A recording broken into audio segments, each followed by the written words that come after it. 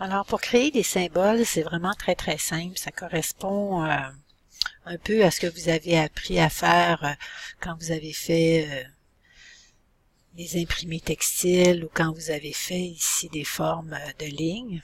Donc, il s'agit de dessiner l'objet et ensuite de l'insérer dans la palette correspondante. Donc, pour les symboles, c'est pas différent. On crée notre symbole et on vient glisser ici à l'intérieur.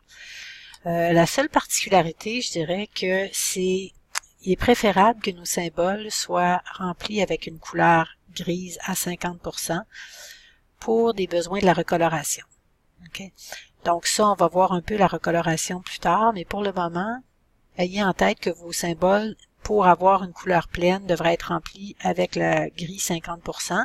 Et s'ils sont avec des effets métalliques comme la fermeture à glissière, donc ils peuvent rester avec des nuances de gris. Donc, ce que je vais faire, c'est que je vais sélectionner les éléments, en fait, l'élément complet. Ici, ma fermeture à glissière, je vais venir la sélectionner. Je me rends compte ici. Bon, je sélectionne la fermeture à glissière au complet, donc toutes les parties qui la composent. Et ensuite, je vais venir cliquer, glisser pour l'insérer à l'intérieur de mes symboles. On me demande de lui donner un nom. Donc, je vais l'appeler Zipper. Le type d'exportation, pour nous, ça a plus ou moins d'importance parce qu'on travaille pas les symboles dans plusieurs logiciels différents. Donc, on peut le garder en symbole dynamique. Ce qu'on va faire, c'est qu'on va aussi placer notre point d'enregistrement dans la partie ici du haut, qui serait notre partie fixe sur notre symbole. Donc, si on voulait pivoter le symbole, on aimerait qu'il pivote à partir de la portion du haut et non pas à partir du milieu ou du bas. Donc, je vais faire OK. Donc, mon symbole est créé. Mon point pivot se trouve à être dans la partie du haut.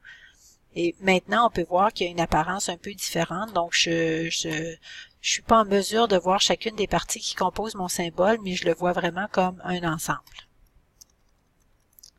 Je vais faire la même chose ici avec le bouton. Donc, je vais sélectionner ce bouton-là. Je vais sélectionner toutes les parties qui le composent.